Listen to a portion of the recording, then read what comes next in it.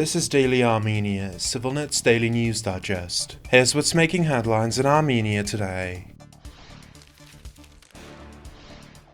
Armenia's parliament today passed the state budget for 2025, which sees a significant increase in military spending, while the opposition voted against the bill. Finance Minister Pashinyan revealed key budget modifications, with an economic growth forecast at 5.1%, slightly reduced from the initial projections. The Defense Ministry will receive approximately 20% more funding, a major increase that is widely appreciated within defense circles, and likely reflects Armenia's ongoing military modernization efforts, including recent weapons acquisitions from India as well as France and other Western countries, aimed at improving the country's defense capabilities. During the budget discussions, the opposition vocally criticized the government's approach, ultimately voting against the bill. They argued that the ruling party has failed in both external political and economic aspects of its governance, expressing deep disagreement with the proposed financial strategy.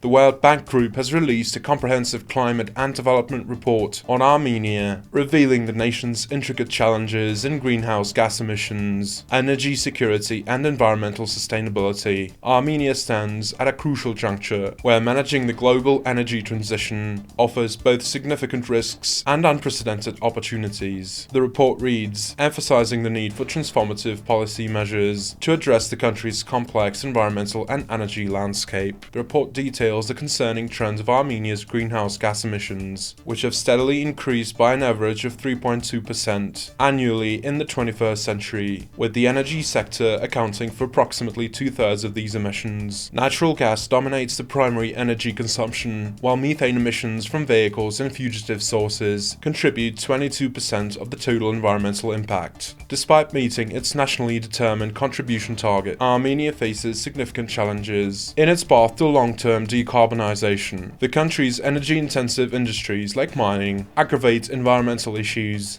with annual health damages estimated at a staggering 10.6% of the GDP, and deforestation affecting 70% of the country's forests. The report also highlights Armenia's critical energy dependency, with the country importing 63% of its total energy supply as natural gas primarily from Russia. Low-cost gas imports create economic disincentives for transitioning to renewable energy sources, despite the strategic importance of diversifying energy sources and improving national energy security.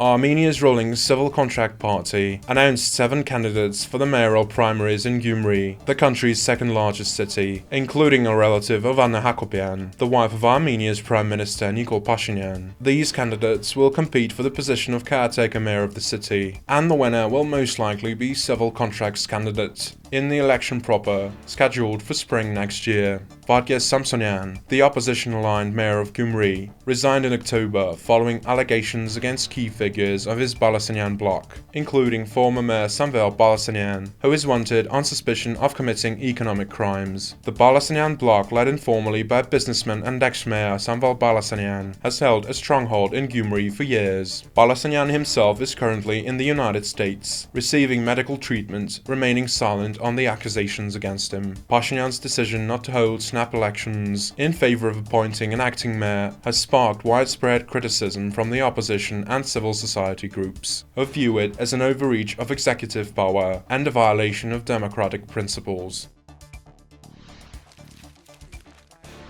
You can also watch CivilNet's latest podcast, featuring human rights defender Sheila Pailen. In this episode, the discussion revolves around the International Criminal Court's historic decision to issue an arrest warrant for Israeli Prime Minister Benjamin Netanyahu. Pailen explores the legal and geopolitical implications of this precedent-setting ruling and discusses how Armenia can leverage this development in its efforts to hold Azerbaijani President Ilham Aliyev accountable for his crimes against humanity in Karabakh and Armenia. You can watch the full podcast by following the link in the video description below.